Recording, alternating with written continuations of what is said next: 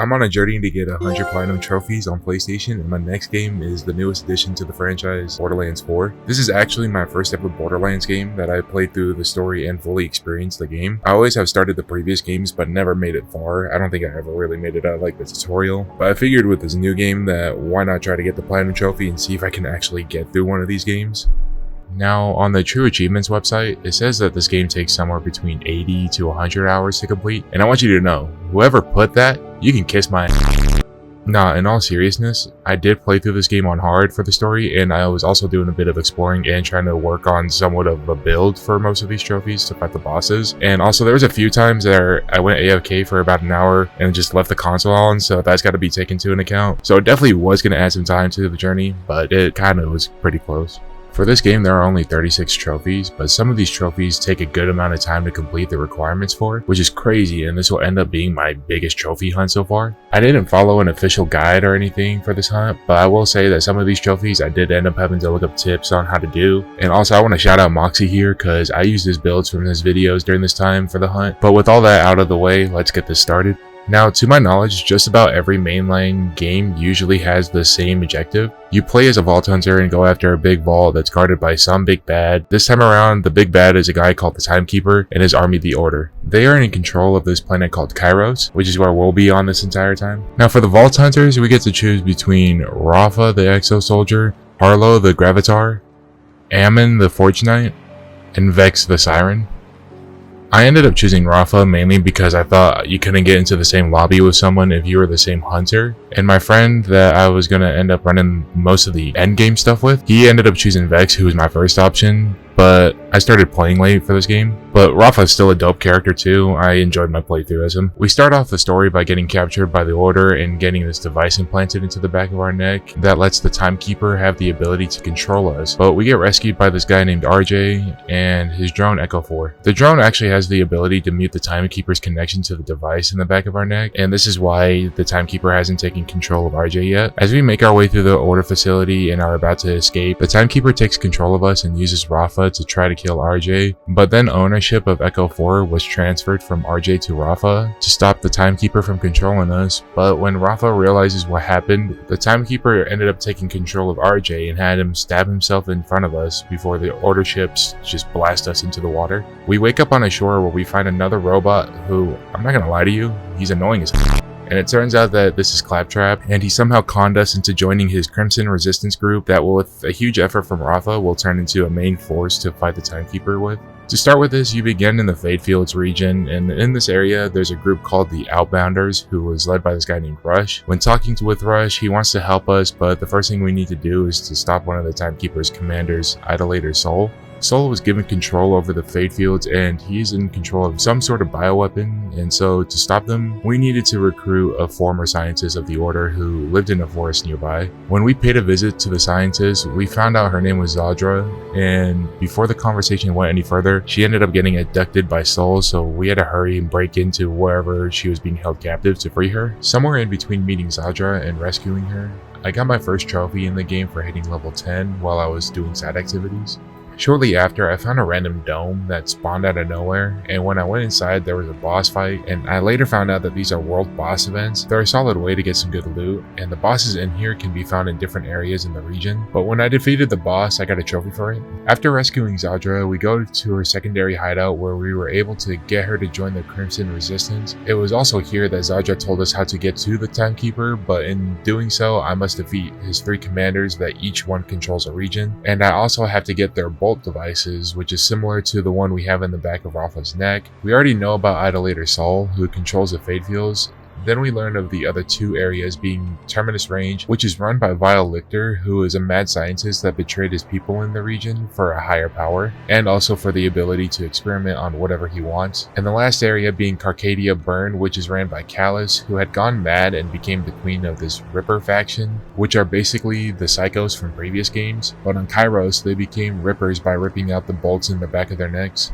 After learning about these different factions, we finally move on to working towards Idolator Soul. Zadra and Rush came up with the best solution to getting to Saul, and that was to use their own bio weapon against them to get through their defenses. So after a quick trip to their production facility, we got the bio weapon we needed to start the assault with the Outbounders on Saul's base. We get a little hiccup in the plan, as when I made it back to the Outbounders HQ, we were attacked by the Order and lost quite a bit of people. This is when Rush decides to take a strike team instead to blow up the gate, and then also go take down the air support before we finally go take down Saul. Moving on to the attack, the plan goes well so far until Rush tries to play hero and sacrifices himself to detonate the bomb. But right before the explosion, he was able to be teleported out in time. With the gate broken down and some of the strike force injured from earlier in the attack, it was all down to me to go in there to take down the air support and fight Saul.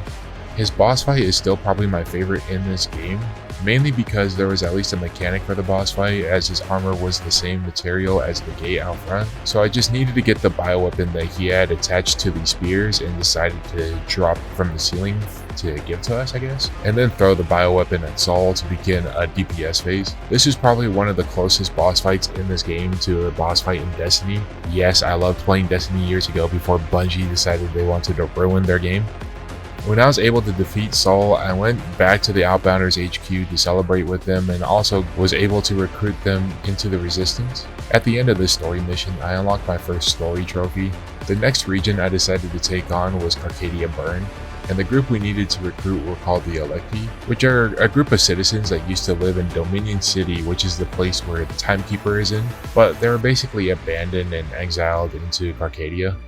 But when we show up, they're facing a siege on their base from Callus and her group of Rippers, so the first thing we gotta do is recruit Zane, who used to be a Vault Hunter before he ended up here on Kairos. We had to find Zane over at a bar that was owned by this person named Moxie. Also, right here in Moxie's bar, if you go to the tip jar and give a tip to Moxie, you can get a trophy here. After getting Zane, we make our way to the Electi's base and stop the Ripper from attacking. After that, we had a meeting with one of their council members, being Levain. Later in the story, we find out that Callus is wanting to use the bolt that we need, and that she already had ripped out, to ascend to this moon called Elpis that is a destroyed moon orbiting Kairos, and Callus believes that if she ascends up there, she will achieve godhood. So to stop Callus and get the bolt, Zane had this crazy idea to create a boosted ramp off this cliff to land us into the area that Callus's base was at. And after fighting through a bunch of Rippers, we were able to make it to her lair to fight her. Her boss fight wasn't anything crazy like Saul's. Her first phase was simple, and then the second she had this weird red, almost like cyber crystal-like attack. You kind of just had to wait it out before you can start attacking her again, but after defeating her, we were able to grab the bolt and make it back to celebrate with Levain, Zane, and the Electi. At the end of this, we also get the trophy for completing this storyline. Now with 2 regions done, all that was left was to take down Violator in Terminus range. We start off by being rejected by the Augurs after they got mad that we fought back against the Order for them. So we gotta go to the only Augur that was exiled, called Defiant Calder. And we have to help him bring back a sacred relic to their people so that Alder can come back, and so that we can also talk with the rest of the Augurs. After we get the relic though, we start hearing voices of a woman who told us to search for the Siren and the Iridium, which are these purple crystals that are around the planet, and that I guess they're the key. After we talk to Calder about this, he points us in the direction of where we might be able to find the Siren. We end up finding the Siren, who turned out to be another Vault Hunter called Amara. She is here on Kairos to search for another Siren called Lilith, and so we decided to help her out by breaking into a lab that was used for experimenting Iridium on people to get them to go to this phase dimension that is only accessible with Iridium. After we find out about what Lictor was doing, we move on to having to defeat Lictor, which we can only get to him through this phase dimension portals. Once we were able to make it to Lictor, his boss fight was pretty solid, as he turned out to be this crazy creation with a giant iridium crystal at the top of his body, and that was his weak point in the first phase. But when we get to the second phase is when it gets a little crazy, as he teleports the arena into the phase dimension. We were able to defeat him in the phase dimension and get the bolt, but as soon as we were about to use the portal to get out, we run into a familiar face, as it turns out to be RJ, as he is still alive. So after we thought he died from a knife in the chest, Lictor actually took RJ to experiment on him, and actually ended up turning RJ into the first male with Siren abilities, which I guess has never happened before. But after the conversation of him hating on Lilith and saying he's going to keep her trapped in the phase dimension, he used his powers to kick us out of the phase dimension, and we end up back on Kairos. After this, we go to celebrate with the Augurs for Lictor being defeated, and at the end we get our story trophy here.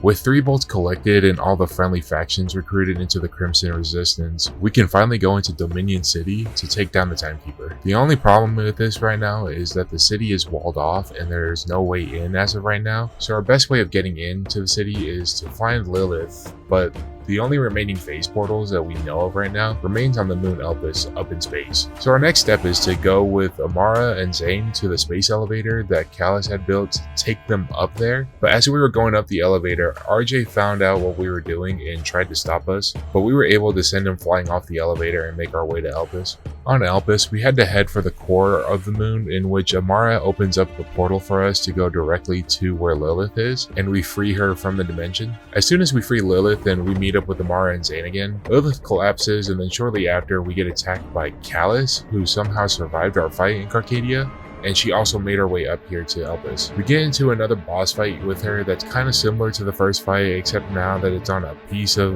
Elpis that Callus created and it's heading for Kairos. As we defeat Callus, we wake up Lilith, who saves us by teleporting us off the rock to Moxie's bar, and we watch the asteroid crash into the walls of Dominion City, creating an entry point for us, which we're kind of lucky here.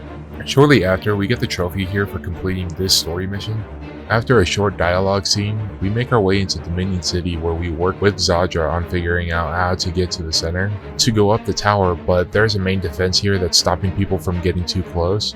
We ended up having to get a capacitor to take down the defense, but when we set it up, the capacitor backfired onto Rafa and Echo 4, which disabled Echo 4 for a short time. But before we could get taken out, Zadra teleports us back to one of her hideouts in the city, in which at this point the Timekeeper takes control of us since Echo 4 is disabled, and shoots and kills the scientists that are there and Zadra. Also, while we were going through this entire part, somewhere in between when I had established a safe house, I hit level 30 when doing so, and this resulted in a trophy. Afterwards, we have to fight our way through the order to ascend up the tower, and when we finally get up to the top, we have to insert the commander's bolt and ascend up to the boss arena for the Timekeeper.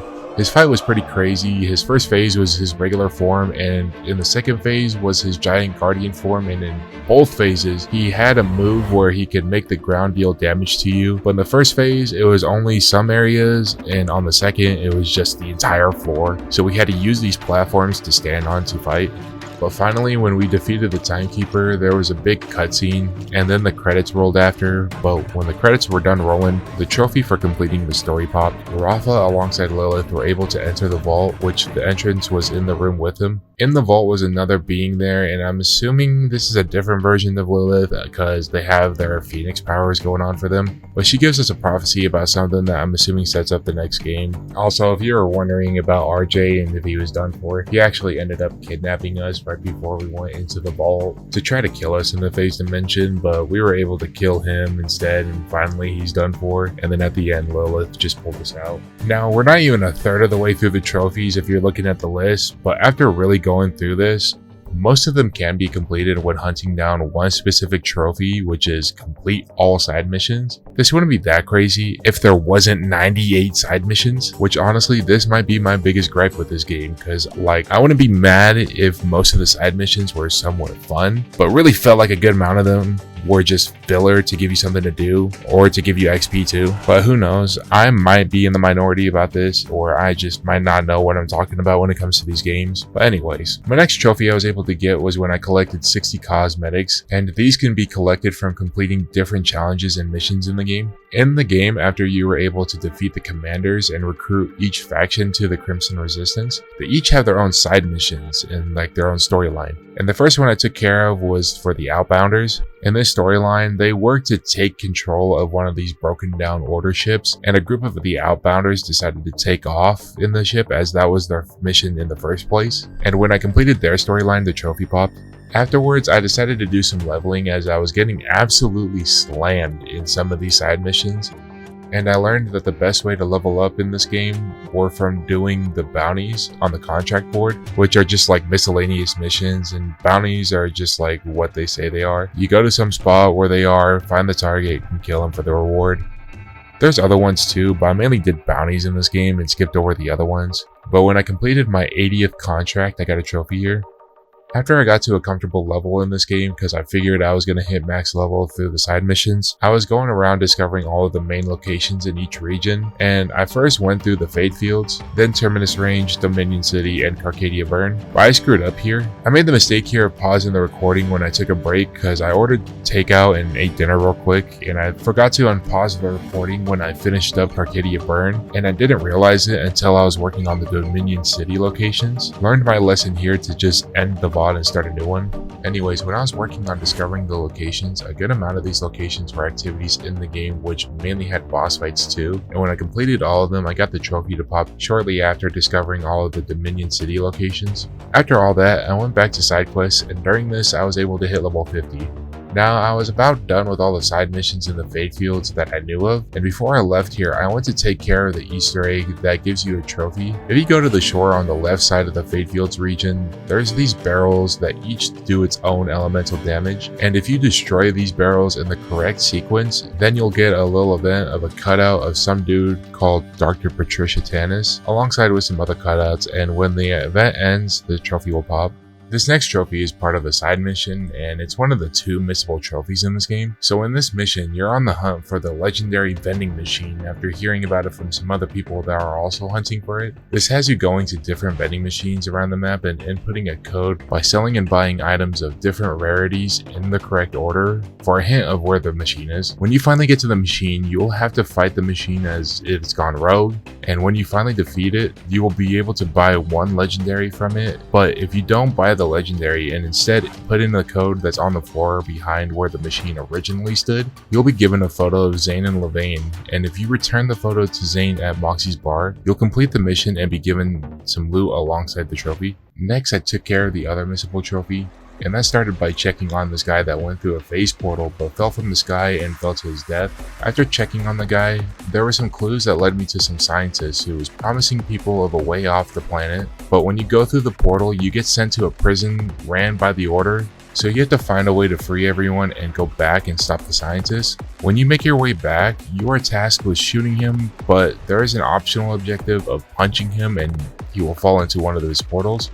You'll end up meeting the same fate as the dude from the beginning of the mission, and once you find where he ended up is when you get the trophy to pop. This next one is an Easter egg trophy, at least I think so. This has me in Dominion City and hunting down burritos in various areas around the city and shooting them, and when you got all of them, you have to go to the secret room to find a golden wrapped burrito along with some loot, but this is where the trophy pops. After that little detour, I went back to the side missions, which 3 of them are for the other vaults that are on Kairos. For each of the outer regions is 1 vault, and to get into the vaults isn't as difficult as the one from the main story. I had to find 3 fragments that form a key to the vault, and then have to go through, fight different enemies before you make it to the boss fight. And each boss looked great, and they had their different fun mechanics, except for you can kick rocks. But at the end of each vault came with a bunch of loot, also an upgrade to our jetpack booster thing that's in this game. And then when I completed all 3, I got a trophy. So right here is where I found out that there are world event specific trophies in this game. There's one in each territory that spawns in the same location each time at a random time too. And I would just sit there at the location for the event in the Fadefields for who knows how long. But I finally read on Reddit that I needed to be roaming around and wait for it to spawn. So after doing that and working on some more side missions, the event finally decided to show up. This whole event is around the Order's airships. A ship will spawn and I have to go up and cause as much mayhem as I can by killing enemies and destroying different objects on the ship while I'm being timed. And I keep doing this for like 3 to 4 ships, and once I complete the event, I get the trophy. While waiting for the event that's exclusive to the Terminus range, I took care of the Augur's faction storyline, which had us working with a guy called Boss, who had us going on various tasks to lead us to getting to this data copy of Lictor's whole evil personality and memory, I guess. But this is because Lictor actually split his personality and took all the good parts of him and stored it in a different copy, and then made another copy of his bad side, and that was still what's left of him. I don't know, it was a weird questline, and I'm not even sure if I remembered it right. And my brain was honestly fried for how many side quests I was doing in this game at the time. But Boss ended up being the good side of Lictor, and he had to hide his face with that mask so no one knows, because it still shows Lictor's face. And Calder was the only one that knew too, I guess. The story ends with Boss losing his human body and us deleting the evil copy of Lictor, but the good Lictor lives on in another data drive drive that's uploaded to one of the Order's robots that have been repurposed by the Augurs. This is one of the obscure storylines, but this still is an interesting one though. Anyway, here's the trophy. Shortly after, the world event for Terminus range spawned and I was able to start that. This event turned out to be a Ripper fight arena that I entered in. The main goal was just to fight through the waves of Rippers without going over the time limit. When I made it through the event, the trophy popped. Shortly after, when I spawned in Carcadia, the world event for here spawned pretty quickly for me, so I made my way over. This one required collecting these crystals that would drop from these creatures called creeps, and load them into the turrets to fight off a meteor shower that was on its way to crash into Kairos. But after completing the event, I thought the trophy would spawn here, but I guess I had to wait until I fast traveled to get the trophy to spawn. This was most likely a bug. Moving on, I didn't get a trophy for the next few days, mainly because I was out of town for work and it took me a while for this next one. But while I was farming for gear for my build, I finally got the last legendary I needed, which was a class mod. Yeah, I made it this far without getting a single class mod that was for Rafa. Everything in the class mods was for the other 3 hunters, which is kinda wild, but after farming liquor for about 2 hours, I finally got the one I needed and went back to my storage to equip all the legendaries in my loadout to earn a trophy here. Now there is a side mission storyline for Claptrap, but I'm not kidding you. I just turned down my game audio for a storyline and was watching a TV show on the side while going through this because I cannot stand Claptrap, so I couldn't really tell you what happened. So yeah, I did get a trophy for completing all his missions though. In between the side missions, I was able to complete a challenge category for any of the gear categories. And these are various challenges that have you do random things such as like get crouch kills with an AR, critical hits with a throwing knife. Like, yeah, you get the idea. But for the gear, I just did the assault rifles one as I found myself using them mostly throughout the campaign. And they were probably one of the easier ones to complete. Now all I had left for the faction side missions was the Electees, and their story was about finding the Electee mole who was sabotaging the Electee for the Order to get back into their good graces, but we were able to sniff out who it was as it turned out to be one of the members of the leadership council. So he runs off and we had to chase him down to kill him, and at the end of all this I got a trophy for that completion. Next trophy up was for completing a challenge category with any manufacturer, which if you didn't know about these games, all the weapons and equipment have different manufacturers, which are Jacobs, Daedalus, Ripper, The Order, Vladov, Tedior, and Torg, and Maliwan. The manufacturer equipment that I used the most was Jacobs, as they seem to have the strongest perks to their gear, so I went ahead through all those challenges to complete it. Not long after, I was able to get a trophy for completing all of the side missions. My brain is absolutely fried at this point.